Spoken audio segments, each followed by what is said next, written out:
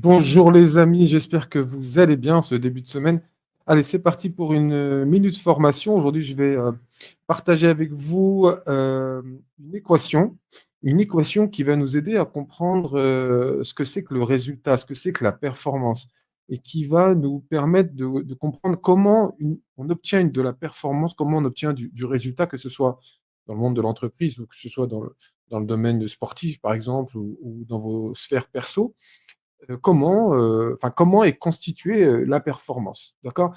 Alors, c'est parti, je vais partager avec vous mon document, comme d'habitude.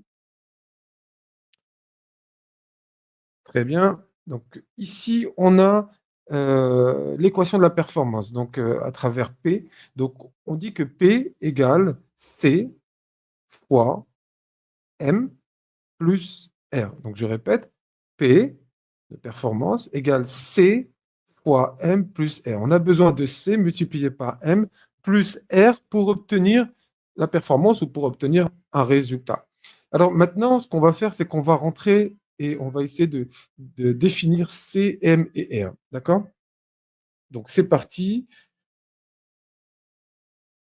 Alors, P, on le sait, c'est la performance obtenue ou la performance recherchée. Elle dépendra de C fois M plus R. Donc, qu'est-ce que c'est? Eh bien, c'est quelle que soit la tâche à réaliser, quel que soit le travail à effectuer.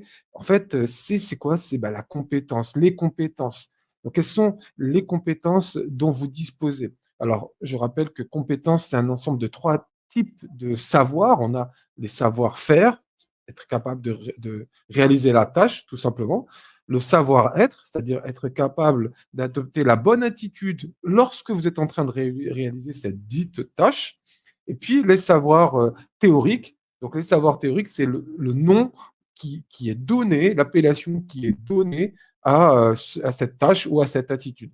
Donc je répète, c'est le C de compétence, donc qui est constitué de trois types de savoirs: savoir-faire, être capable de réaliser la tâche; savoir théorique, pardon, savoir-être et savoir théorique. Donc ça, c'est le C de compétences. Alors, c'est pas suffisant d'avoir les compétences. Il va falloir aller chercher M. Et d'ailleurs, on a une multiplication avec M, on va le voir après, mais il va falloir chercher M. Alors, qu'est-ce que M? M, c'est la motivation. C'est la motivation. Donc, l'envie de faire quelque chose. Donc, P, je répète, P, pour l'instant, on en est où? P, la performance ou le résultat, va dépendre de quoi?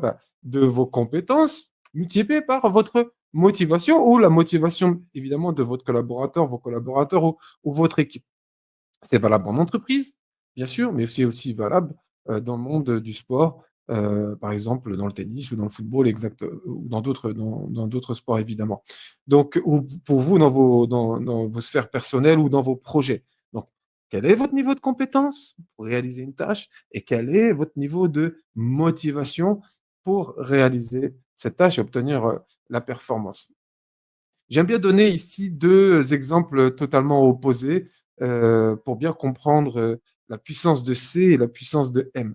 On va prendre par exemple dans le football ces dernières années, les deux plus grandes figures du football mondial. On avait d'un côté Lionel Messi et on avait d'un côté Cristiano Ronaldo. Et donc certains sont pro-Messi, certains sont pro-Ronaldo.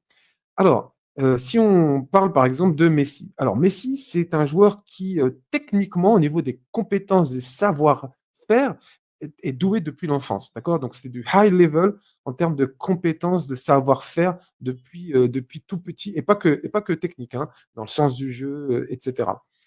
Et donc, il a réussi à dominer le football, hein. Je ne sais pas combien de ballons d'or il a, plus de 6 ou plus de 7, je ne sais plus, peut-être 8, je ne sais plus. Et donc, par ce niveau de compétence. Concernant la motivation, on pourrait débattre, hein. On pourrait débattre de sa motivation, notamment à faire tous les efforts nécessaires, notamment physiquement, à l'entraînement pendant le match, etc. On compare donc à ce moment-là à Cristiano Ronaldo, qui lui aussi a dominé le football mondial et qui est un grand champion et qui a plusieurs ballons d'or. Alors lui, au même âge, hein, si vous voulez, quand il était jeune, au même âge, c'est un joueur lambda. Euh, C'était pas un joueur qui avait la technique d'un Messi. Donc au niveau de la compétence, il était en dessous. Par contre, il avait une motivation un capital motivationnel extraordinaire. Je dis bien extraordinaire, un mental de fou, une motivation de fou.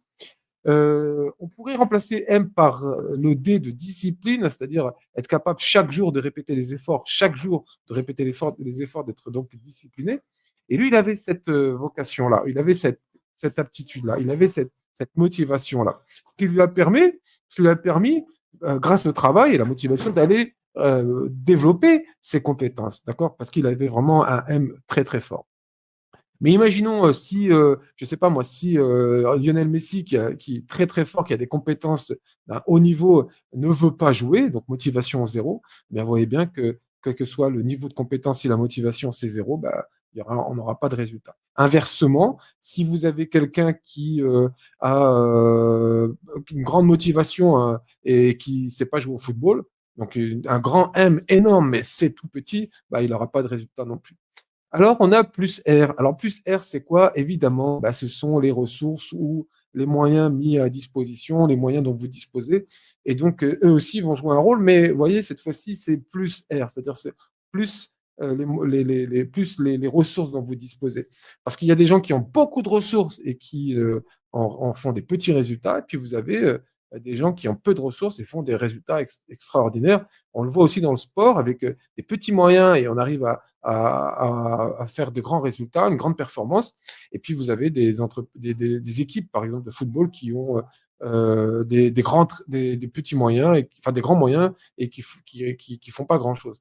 Donc, ici, on a une proposition, bien sûr, c'est une perception hein, c'est une perception que je trouve aidante, moi, depuis des années, et qui permet voilà, de piloter son équipe par rapport à la performance. Donc, se poser la question, bah, au niveau de bah, mon équipe, elle a besoin de quoi? Elle a besoin de monter en compétence, on a besoin de monter au niveau motivationnel ou ça se situe au niveau des ressources, même si je sais à travers ce signe multiplicateur que les facteurs les plus puissants sont la compétence et les motivations. Ça me permet d'avoir une grille de lecture, même au niveau individuel, concernant une tâche, quel est le niveau de compétence de la personne, son niveau de motivation. Et ça me permet de savoir où je dois intervenir. Est-ce que je dois intervenir notamment par le biais de formation pour développer ses compétences, ou alors je sais qu'elle a les compétences, mais maintenant c'est une question de vouloir faire, donc de motivation, et là je dois intervenir en one-to-one, en entretien peut-être, qui sait, ou autrement, pour activer des leviers de motivation et développer sa motivation, et R que je dois entretenir au quotidien. Donc voilà pour cette minute de formation, ce que je voulais partager avec vous, cette équation de la performance, du résultat, bien c'est C fois M plus R, compétence fois motivation plus ressources. Et d'ailleurs, bah, là, pour la prochaine minute de formation, Inch'Allah, je viendrai développer avec vous M de motivation. Ça me semble être important. Et je vous proposerai pour ça, là encore, une équation qui nous aide à mieux comprendre ce que c'est que la motivation et du coup, comment motiver son équipe, ses collaborateurs, voire même soi-même. Allez, c'est tout pour cette minute formation. Donc, bah, je vous dis à très, très bientôt. Passez une belle fin de journée, une bonne soirée. Et on se dit bah, demain, Inch'Allah, pour une nouvelle minute formation. Bye bye.